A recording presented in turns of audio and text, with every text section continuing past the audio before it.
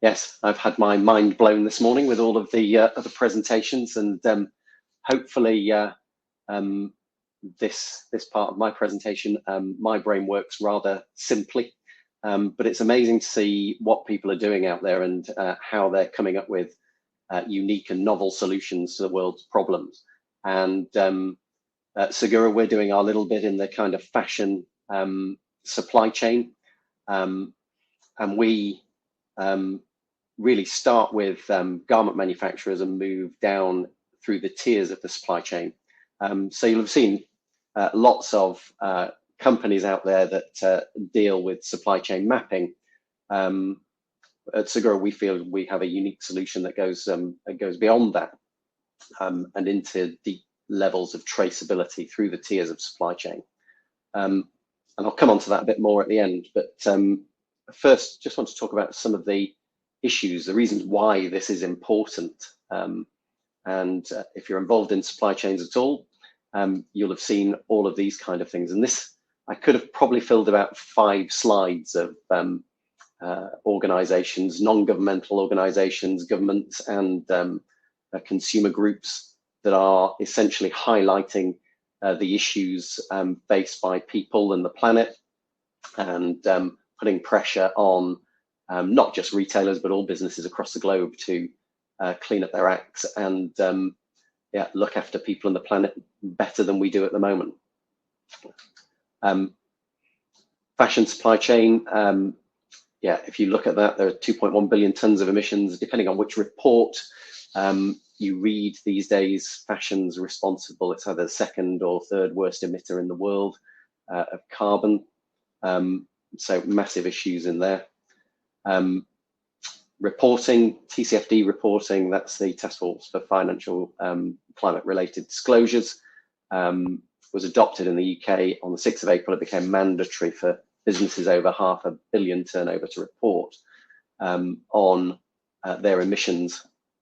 And I think this is a good start for the UK. I think what we'll see over the coming years is smaller businesses, suppliers to those large companies, being caught up in the law and reporting against it because of who they supply, having to report against it. So it's a good start, but I think this kind of legislation will get tighter. Then there's the investor pressure. Half of investors said they'd divest from companies that don't take sufficient action on ESG issues. And if you read that PwC report, it goes into a fair amount more detail about what they believe those ESG issues are. 83% of people that buy our products, they think that we should be actively shaping ESG best practice. And 65% of the world's economy has committed to net zero by 2050. So, again, almost 2/3 they're committed to cleaning up what they do in the world. But what are the problems if things happen? The spotlight is on all of us now, certainly in the retail sector, and we saw about just coming up 2 years ago the issues with Boohoo, and there have been many others. The reason I've highlighted this one is that it's a marked difference from what had gone on in the previous decade or two. So when I started Segura back in 2011-12, we did quite a bit of research on how bad stories in supply chains or big retailers, how that affected their share price on average. And back then, there were a few famous stories that you guys will know about, but the share price of those affected companies on average moved downwards by about 1.3%. And then in the following months, went back up and as the stories dissipated. Boohoo, their issues were back in July 2020, and we can see even in May of this year, their share price is 80% lower and has continued that downward trend. Now, I know people argue there's lots of other reasons why their share price has gone down, but the start of the decline was absolutely the supply chain issues they found in Leicester, and how that was reported, and investors moved away in droves. So you have the power.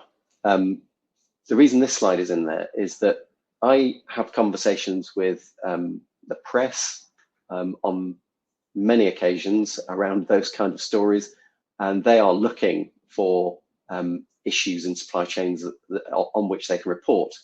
And I often retort to them and say, look, the people we find that are managing supply chains are not the kind of people that want poor ethical and poor sustainable practices to be going on in their supply chains. I've never met anybody that is happy about the fact that there might be, children 3 tiers down in their supply chain, and they're good people. So it would be better if we spun some more positive stories out there and showed what companies are doing to improve their supply chain. We hope to be part of that solution and are being part of that solution with a number of large UK retailers. The issue that most of them find is that they just don't have the tool set.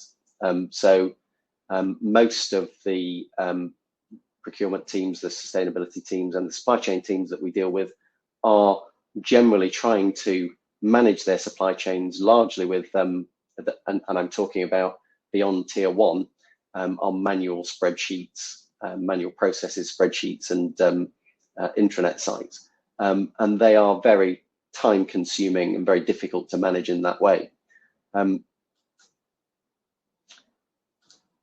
We see this in the Business of Fashion report recently, that a lot of the processes getting deep down into the supply chain and measuring what's going on beyond tier 1 is really difficult with manual processes.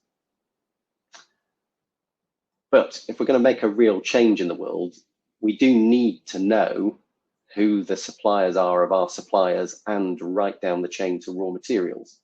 Surely you can only make real ethical and smart decisions if you know ultimately where your stuff comes from. I'm not just talking about the garment manufacturer, I'm talking about the farms and where the raw materials come from that go into our products that are sold out in the world. And it's that true traceability that's really important to making better decisions about what goes into our clothes. About 12 months ago, we partnered with River Island, who approached us for a solution. They've made 12 commitments for People and Planet, of which they're directly aligned to the UN SDGs, and Segura has played a large part in helping them uncover the various tiers of their supply chain in more detail. So order by order. And what's different about Segura in this space is that you'll find plenty of software providers out there that will give opportunities to map supply chains and uncover suppliers down the tiers. Most of them are based around sending questionnaires and surveys out and asking for details from one tier to go down to the next tier. What differentiates us is we are driven by purchase order. So we take a data feed from the retailer's purchase order system that's ingested into Segura, and then the garment manufacturers place orders for components through the system, and the component suppliers will then declare where they got the items that go into their products, and so on down through the chain, bringing deeper traceability. Segura, the critical thing for anything these days is, yes, the software that we provide is really sophisticated, but it's very simple when it comes to concept and use for retailers and their suppliers.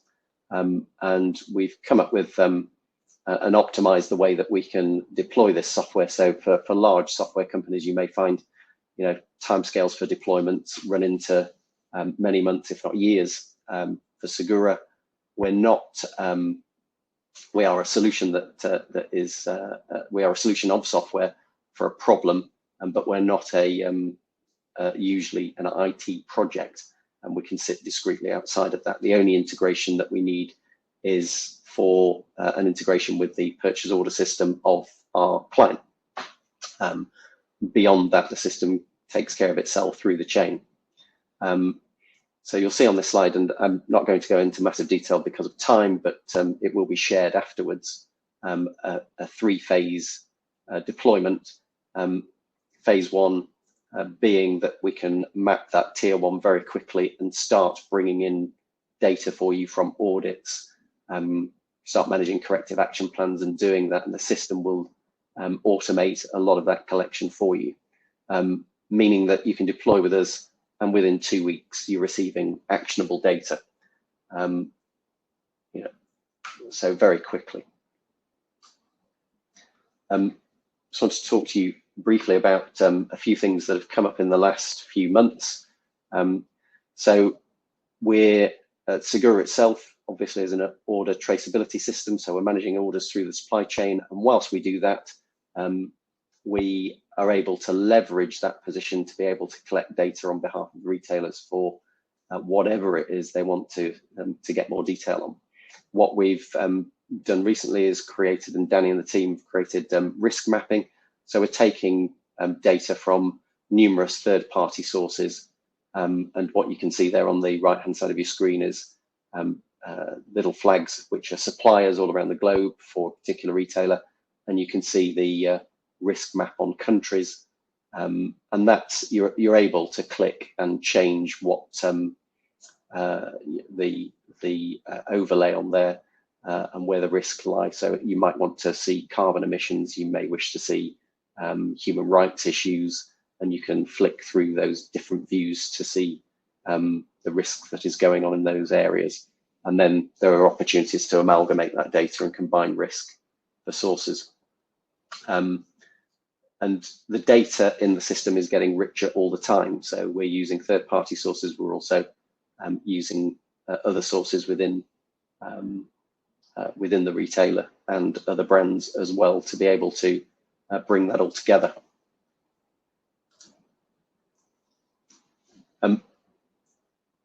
Yeah, that was a quick whistle stop, but essentially just to recap, we're a system that starts at the garment manufacturer, moves through the levels of the supply chain, brings that traceability, and then by having the traceability and knowing where your suppliers are, you're able then to deploy your ethical programs, sustainability programs much more diligently, and with the knowledge that it's the people that you want to be working with that you're actually working with, and not any third-party unwarranted suppliers that you might not want in there.